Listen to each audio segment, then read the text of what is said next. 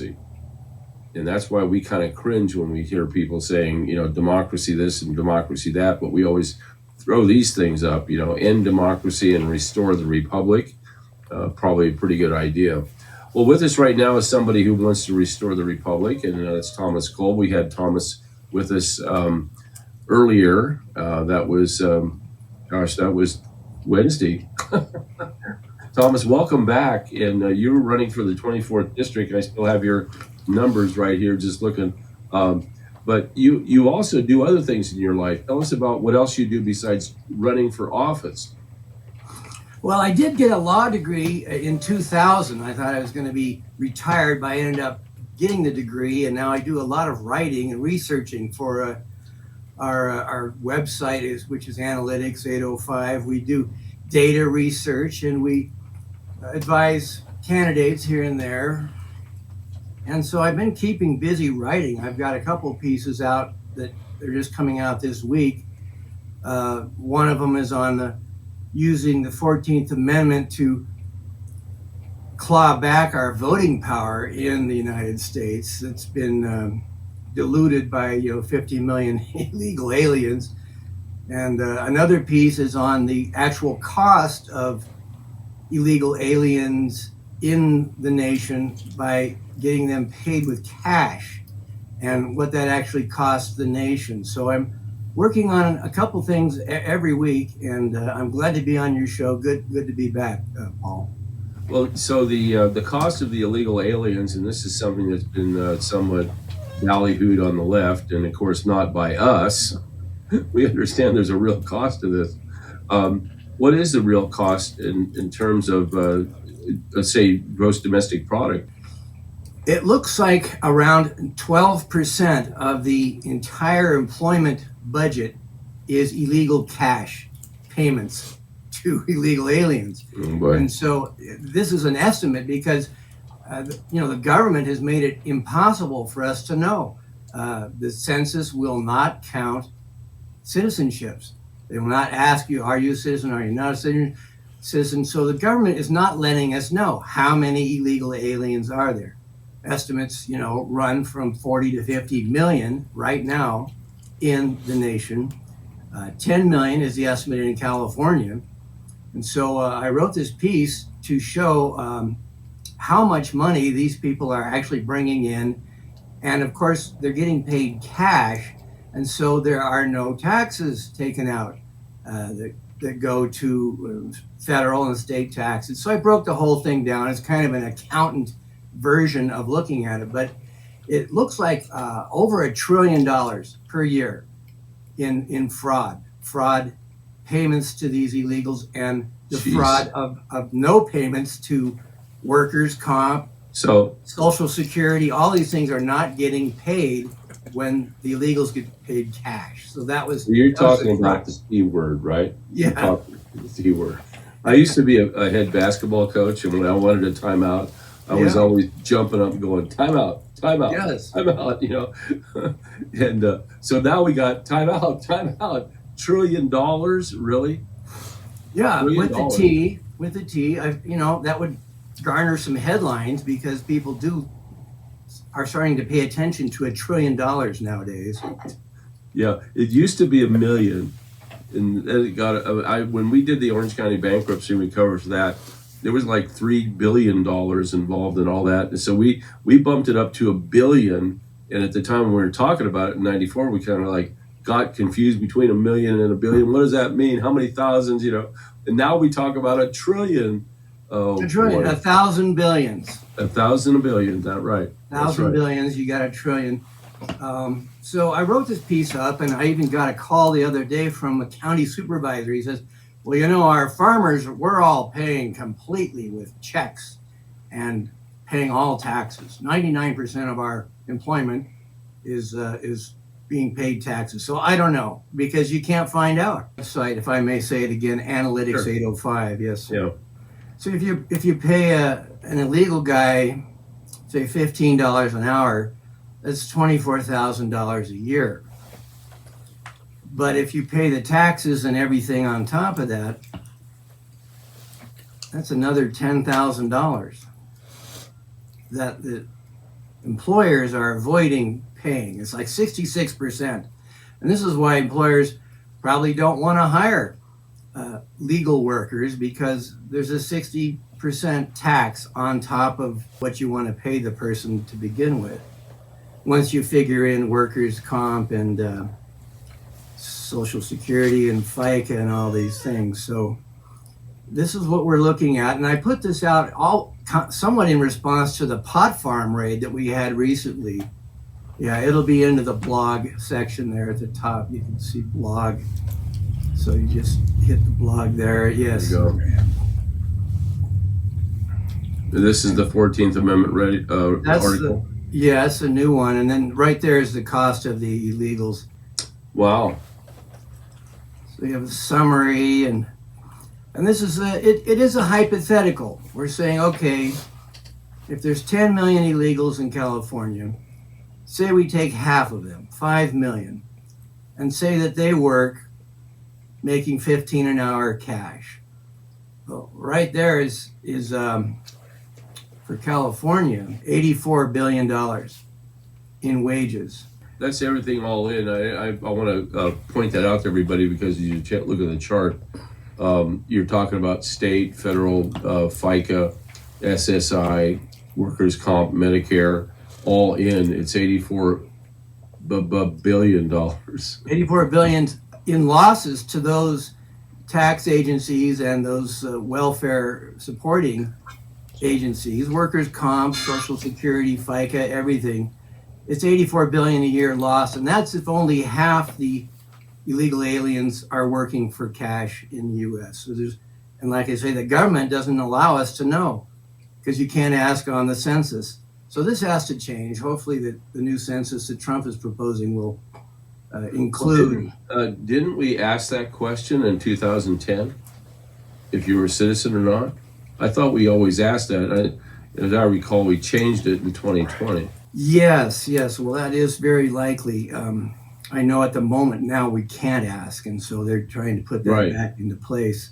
Because I think if people actually saw, there are 40 million illegals in the nation, it would change everyone's view. Many people would find that too many, and the fact that that 40 or 50 million actually gives the Democrats maybe 40 or 50 congressional seats is the other part of the equation.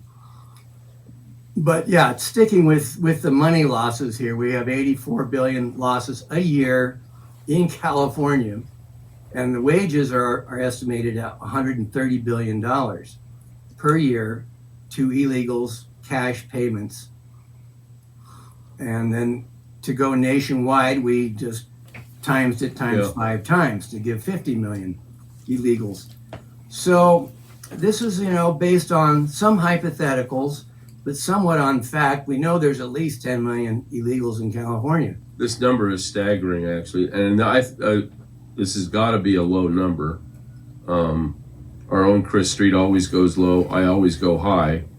I'll apply that technique here, that we probably have more than 20 million, at least in California. Well, I'd say upwards about 15 million illegal foreign nationals in California, and I think we actually have a population greater of 40 million.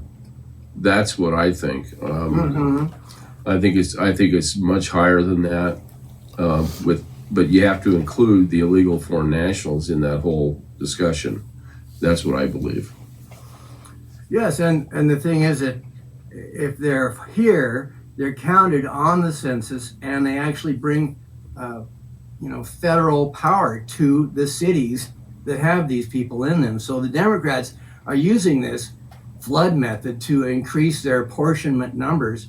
In other words, they get more electors to elect presidents. They get more congressional seats by having illegals plunked down in their cities. And so, if nothing else, I wanted to point out the numbers, the actual dollar losses, but it actually is part of their plan to, create more power for themselves by simply opening their borders and supporting illegals. Come in, we'll give you hotels, this and that. They don't even have to vote. They can just be there, and suddenly the Democrat cities have more congressional power. So it is a deep state plan. It's a deep thought plan that's been planned out for years and years. And you know that it's working. So we're going to counter it certainly with the census count changing. And I have a couple other solutions, which is that 14th Amendment piece, which is coming after this piece here on the numbers of costs, actually. The 14th Amendment has remedies for flooding in illegals to dilute the voting power of the citizen. Yeah, this is just staggering. I like the way you've really got everything down here. And of course, what's this chart? Let's see, the red is the loss of federal dollars, and the gray is the loss of California dollars in each category. It's like an accounting excitement chart. Oh yeah. But yeah, the big one is the top one, yeah. So this piece came out a couple weeks ago, and I'd like to get it out there more because it is dead solid numbers that we are losing, and this is besides the actual cost of paying for all the welfare and the schools and the hospitals and police for. We're not even talking about the schools. Yeah, nothing. This is just the loss of wages to American citizens who should be having these jobs. Instead, they give them to illegals for $15 cash instead of paying what they should be paying, which is around $30 with all the federal taxes included. So, employers are happy, but it's costing us a lot. Now, let me ask you this. When you take a look at these numbers all in and you take a look at the invasion that we just experienced over the last 4 years, my numbers, and I use guys like Michael Yon, Ben Berquam, guys are actually, because I know them, and I've trusted him for years. Ben Berquam started with New California State 8 years ago. And Michael Yon, we're very, very close with Michael Yon because he's always at the border, or he's got his hands in every detail in terms of migration worldwide. But they look at an estimation of about 100 million people came across the border illegally as illegal foreign nationals in the last 4 years. 4 years, wow. Last 4 years. And they're even still geared up for it. These agencies that have been primarily United Nations agencies have been playing all kinds of weird things with us, but they're the ones responsible for bringing all these people across. The infrastructure that they developed was very sophisticated, very militaristic in terms of its precision, in terms of handling people and getting people to come into the United States. And again, the system was just humming like crazy, bringing in tens of thousands, hundreds of thousands every day sometimes. I know we witnessed, and one time in Yahumba, which is down at the Mexican border in San Diego County. I was there filming, yes. Yeah, one day, one of our people stuck his phone literally out of the back of his yard, out of his back door window slider, and he pointed down at the road, and in the roadway was just a whole string of illegal foreign nationals. They were all Chinese, military age, all of them. And I sat there and watched in disbelief, but they counted 7,000 in one day had come across the border there. Good Lord. 7,000 in one day. Oh. That was the beginning of the weekend. Yeah, they had to get in for the game or something. Yeah. Well, during my campaign, I drove down there with a film crew, and we did film that at Ucamba. And I talked to federal agents. They were sitting around just talking to each other, doing nothing. I said, "So are you able to? What can you do here?" And he says, "No, our hands are tied. All we can do is look for cartel members, and the cartels watch us, and we watch the cartels." And we filmed the trucks. They said the cartels bring the trucks right up to the border, and there's an edge of the Trump wall that just stops, and then they just park there, and these people stream out, and it's a mile walk to the highway in the U.S. So they just walk up and sit there. There were tents, outhouses, and then get this, I hate to say it, but the Catholic Charities and the Jewish Charities vans arrive like clockwork throughout the day, picking these people up and bringing them in, because they were given $600 million a year to do this. Humanitarian work, they called it, as an NGO. Again, these NGOs. And so that's how they were brought in from that one place that we went to look at. And it happens everywhere along the borders. Salud thought this was great. He thought this was fine. We gotta take care of these people. And that was one of our issues that we brought up. Like, Salud thinks it's great. Bring him in. He came in as an illegal himself, so he has a special place in his heart for foreign nationals coming in. So we tried that issue, but the liberals are pretty well, stuck. We got to protect these people. We got to save the world. So they're still brainwashed into thinking it's a good thing.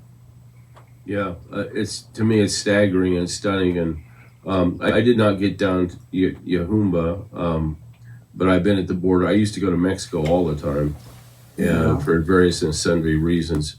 And I stopped going actually in 97, 98-ish.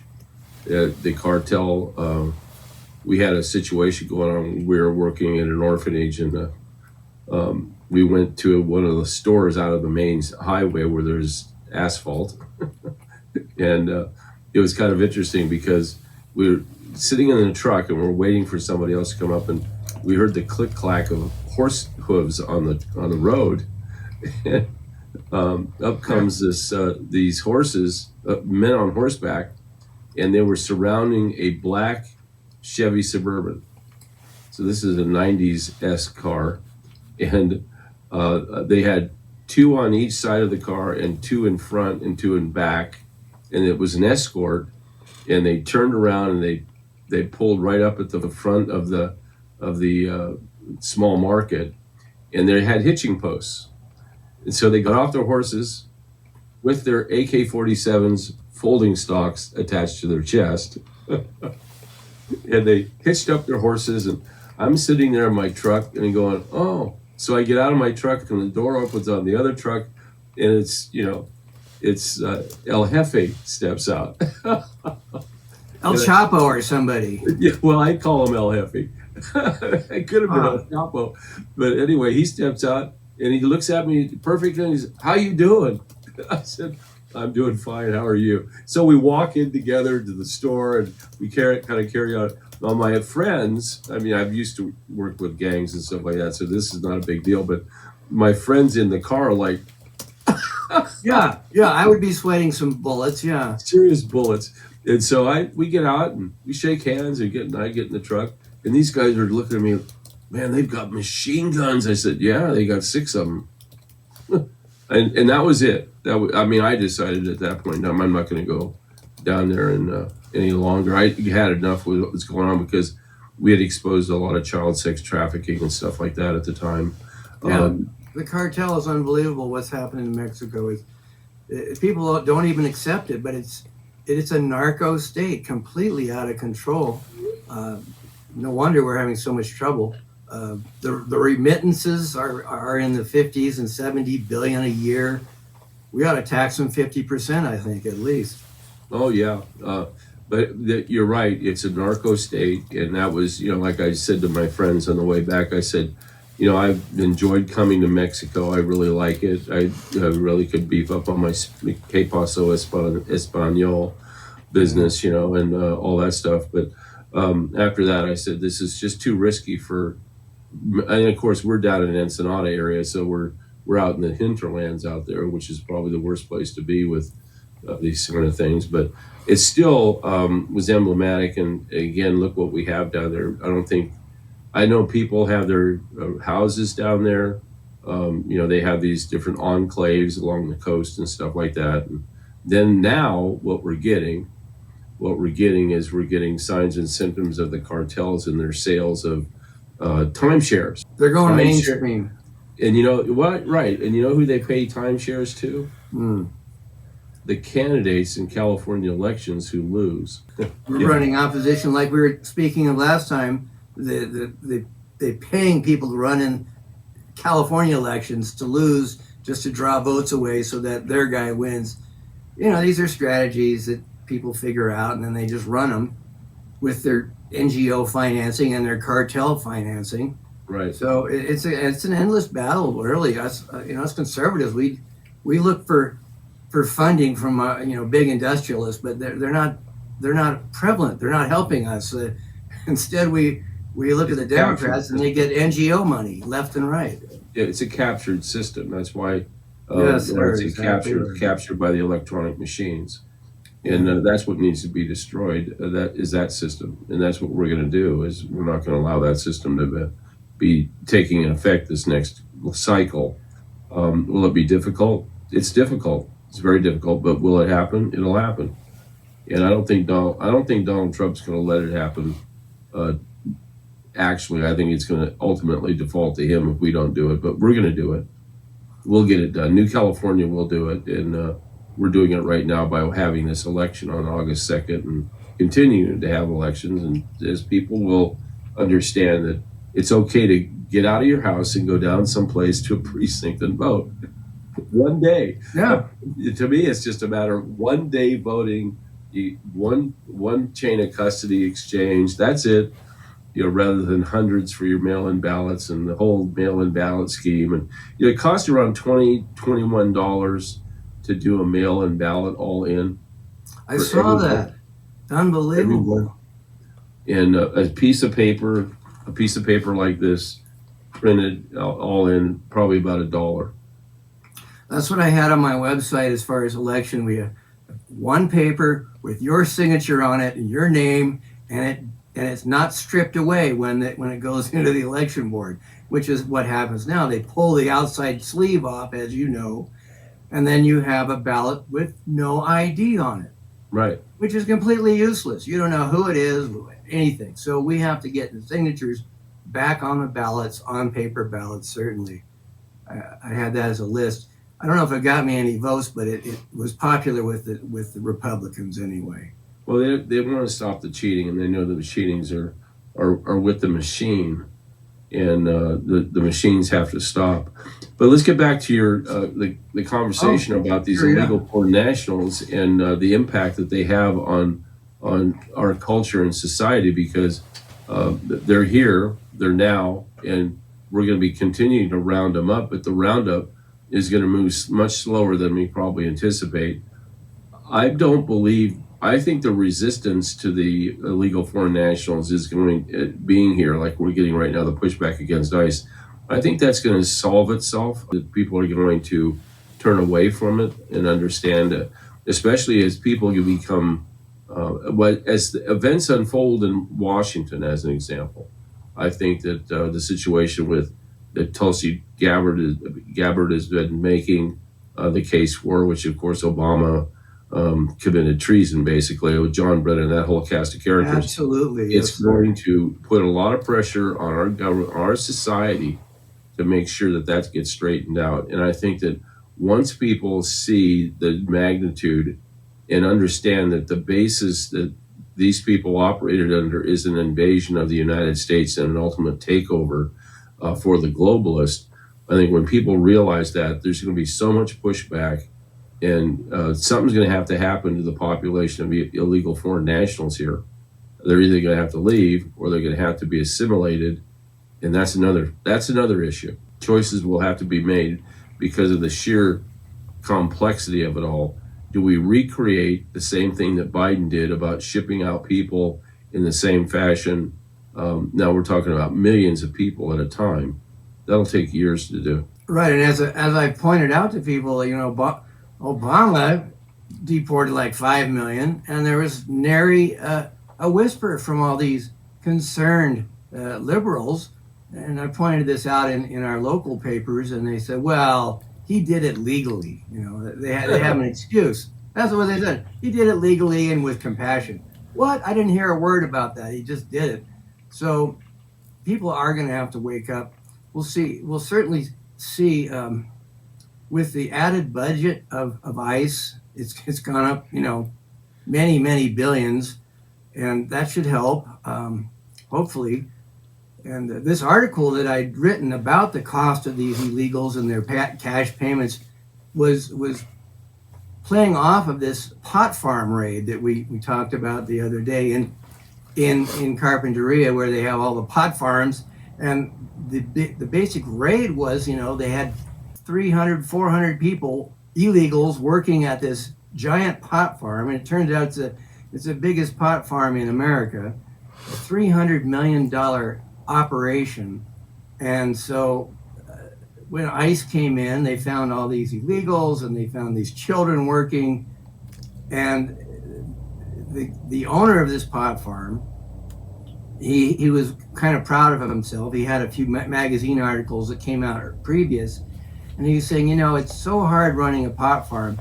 We are unable to get banking, so we have to pay everybody in cash. He turned himself in, basically. So the feds were watching him, and that's one of the reasons, is that he actually came out and said, look, I can't pay these people with checks.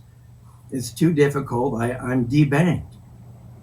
So that's one of the good reasons that ICE came in there. And let's hope they continue and raid more of these farms, because... Well, I've been, and I think I discussed a little bit with you, and that's one of the reasons I wanted to make sure we could touch base again, is the size and scope of these marijuana farms. This is plantation living. This is like the plantations in the South with the black slaves, except it's marijuana and it's brown skin.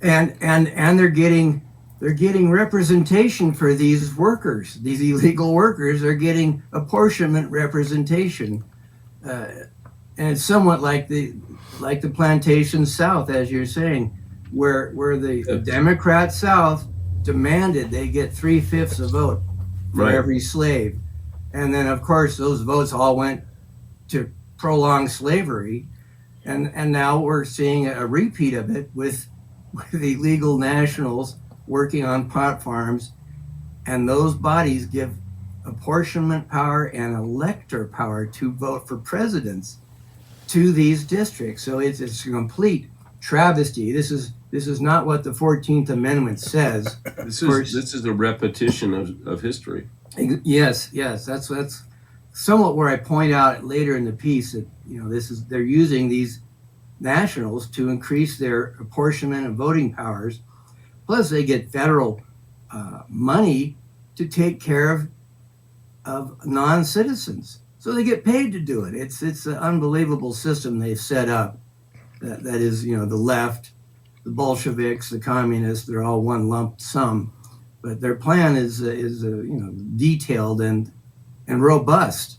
So thank goodness for the new administration, and any attacks they can do on that is going to be helpful. I've tried to point out how the 14th Amendment is somewhat crucial, because they're using the amendment to demand that people are born here are citizens, for instance. But it's a battle that's going to have to go on eventually. It's easier and quicker to just do it with a pen rather than to have these people go to schools or assimilate into the population and then become citizens 10 years later. Right. If we gave them citizenship without voting for 30 years, the Democrats would kick them all out. Right.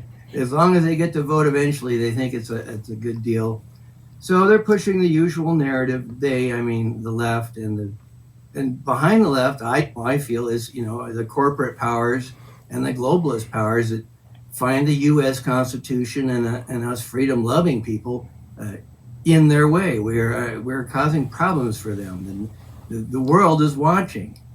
Poland is proud of the U.S. and our stance against giving in to the globalists, and other nations also look to us. There's no nations looking to the U.S. saying, gosh, I want to be just like, Atlanta, or I want to be just like Los Angeles. No, they don't do that. No, nobody's looking at us for that reason. The freedom-loving nations around the world, the globe, are still looking at the U.S., and they're happy with the Trump election. And so we are definitely the forefront and the vanguard and the last battleground for freedom here in the U.S. This is where all the freedom-loving people came, and hopefully we are not overcome by this invasion. Exactly. Listen, Thomas, I want to thank you for being back with us, and what a great job you've done. And you've got Analytics 805. That's the blog site, and great information. A really nice looking website, by the way. very, very clean and very, very informative instantaneously, which is what I think everybody wants their website to be like, by the way. Yeah, thanks so much for having me. It's good to see you again, and let's keep going. Yeah, let's do it. Thank you very much for being with us. All right, good day. Thomas Cole here with us here on Agenda 21 Radio. We'll be right back. You're listening to Agenda 21 Radio. It's time to vote for your new California state constitution.